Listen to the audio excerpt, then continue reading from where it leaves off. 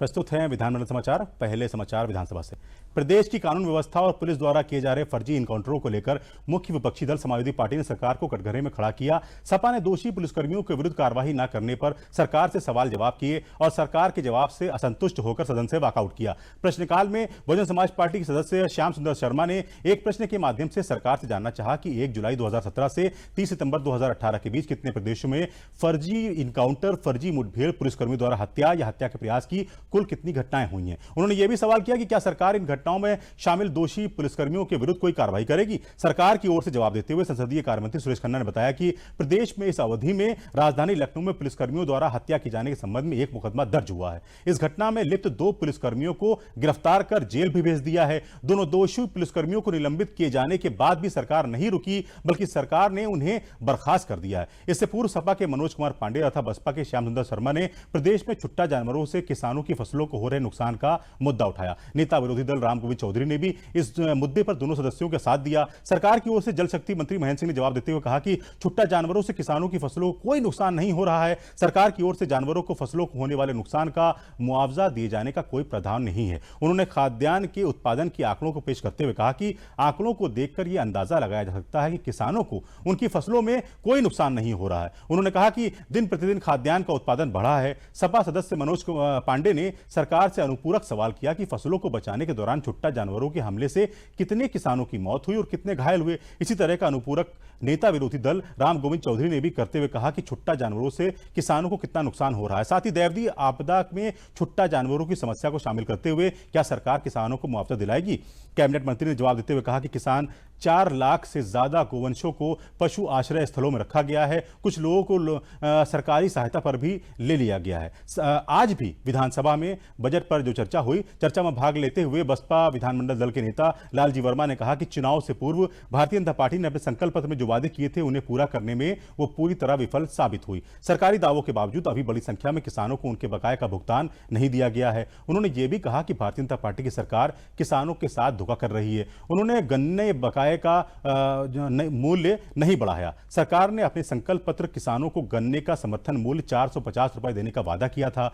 बसपा सदस्य ने कहा कि मौजूदा सरकार में विकास का खोखला ढिंढोरा पीटा जा रहा है। इसके जवाब में गन्ना विकास मंत्री सुरेश राणा ने कहा कि सरकार द्वारा चलाई जा रही विकास परियोजनाओं से विपक्ष के लोगों की दुकानदारी बंद हो गई है। किसानों की आय दोगुनी करने की सरकार कृत संकल्पित है। और अब समाचार विधान परिषद से। मुख्यमंत्री योगी आदित्यनाथ ने मंगलवार को विधान परिषद में कहा कि सरकार राज्य में 29 नए मेडिकल कॉलेज खोल रही है। हम चाहते हैं कि जिले में एक मेडिकल कॉलेज हो, मगर इनमें विशेषज्ञ डॉक्टरों की जरूरत होगी, जिसकी चयन प्रक्रिया हमने शुरू कराई है। सरकार ने एमसीआई से मेडिकल कॉलेजों में पीएमएस संवर्ग के डॉक्टरों को अनुभव और योग्यता के आधार पर असिस्टेंट प्रोफेसर और एसोसिएट प्रोफेसर के पद पर नियुक्त करने का आग्रह किया। मुख्यमंत्री ने कहा कि अब जो भी डॉक्टर इन मेडिकल कॉलेजों से पढ़कर निकलेंगे उन्हें एक निश्चित समय तक ग्रामीण क्षेत्र में सेवाएं देने के लिए बॉन्ड भरना होगा। योगी आदित्यनाथ आज प्रश्नकाल के दौरान विधान परिषद सदन में मौजूद थे। कांग्रेस सदस्य नसीमुद्दीन सिद्दीकी ने बांदा मेडिकल कॉलेज से संबंधित सवाल किया था, जिसका जवाब राज्य मंत्री संदीप सिंह ने देते हुए बताया कि 694 पदों का अधियाचन लोक सेवा आयोग को भेजा जा चुका है। 424 पदों के लिए आयोग साक्षात्कार कार्रवाई चल रही है। संविदा पर वहां रेडियोलॉजिस्ट की भर्ती का भी विज्ञापन दिया जा चुका है। श्री सिद्दीकी द्वारा चिकित्सा शिक्षा मंत्री से पूरक सवाल किए गए कि अगर संसाधन नहीं है तो मेडिकल कॉलेज क्यों खोले जा रहे हैं। बांदा मेडिकल कॉलेज में 3 वर्षों तक 100 छात्रों को प्रवेश दिया जा चुका है, लेकिन वर्ष 2019 में एमसीआई के मानकों के अनुरूप न होने पर छात्रों को दाखिला नहीं मिला। इस पर मुख्यमंत्री ने कमान संभालते हुए प्रदेश में बन रहे मेडिकल कॉलेज का जिक्र करते हुए कहा कि राज्य में बन रहे मेडिकल कॉलेजों की जानकारी दी। उन्होंने कहा कि बांदा के मेडिकल कॉलेज में मेडिसिन डिपार्टमेंट काम कर रहा है। हृदय रोग के लिए प्रारंभिक आवश्यक जांचें ईसीडी, ईसीजी, टीएमटी आदि हो रही हैं। उन्होंने कहा कि हमारा प्रयास है कि प्रदेश के सभी 75 जिलों में मेडिकल कॉलेज खोले जाएं। उन्होंने कहा कि वर्ष 2016 तक केवल 12 मेडिकल कॉलेज खोले गए थे। उसके बाद हमारी सरकार 29 मेडिकल कॉलेज खोलने जा रही है। यह हमारी उपलब्धि है।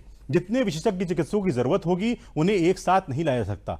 चयन प्रक्रिया चल रही है। बीते 24-25 वर्षों में मेडिकल कॉलेजों में विशेषज्ञ चिकित्सकों की नियुक्ति नहीं हुई है। सबको इलाज देने के लिए 4000 पीएससी पर 2 फरवरी से आरोग्य मेले लग रहे हैं। 7 नए मेडिकल कॉलेजों में मानकों के अनुरूप पढ़ाई शुरू की गई है। शून्य प्रहर में सपा के नेता एवं नेता प्रतिपक्ष अहमद हसन, राम सुंदर दास निषाद, शशांक यादव, लीलावती कुशवाहा एवं अन्य सदस्यों ने आम जन पर पुलिस द्वारा उत्पीड़न किए जाने का मामला कार्य स्थगन के रूप में उठाया। सूचना दी। सुनील कुमार साजन ने ललितपुर जिले के देवेंद्र कुशवाहा की पुलिस कस्टडी में मौत होने का आरोप लगाया, तो शशांक यादव और आनंद भदौरिया ने लखीमपुर खीरी जिले में विवेक वर्मा की पुलिस हिरासत में मौत होने की बात कही। सुनील साजन ने राजधानी लखनऊ में बीते वर्ष विवेक तिवारी हत्याकांड की तरह ही ललितपुर के देवेंद्र कुशवाहा के परिजनों को नौकरी व मुआवजा देने की मांग की। नेता प्रतिपक्ष अहमद हसन ने कहा कि पिछले 3 वर्षों में लगातार पुलिस हिरासत में मौतें हो रही हैं, मगर सरकार मजिस्ट्रेट जांच नहीं होने दे रही है। सरकार ने पुलिस को अराजक बना दिया है। नेता सदन डॉक्टर दिनेश शर्मा ने कहा कि देवेंद्र कुशवाहा की हिरासत में मौत से इनकार किया। उन्होंने कहा, खीरी के विवेक वर्मा ने आत्महत्या की, इसकी पुष्टि उनके भाई की तहरीर से होती है,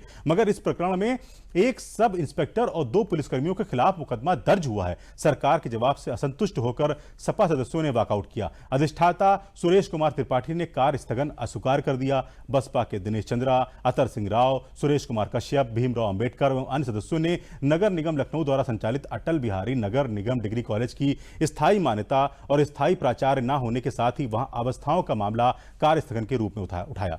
नेता सदन ने कहा कि वहां जल्द ही स्थायी प्राचार्य की नियुक्ति का प्रयास किया जाएगा। तो इसी के साथ ही विधान परिषद समाचार समाप्त हुए। नमस्कार।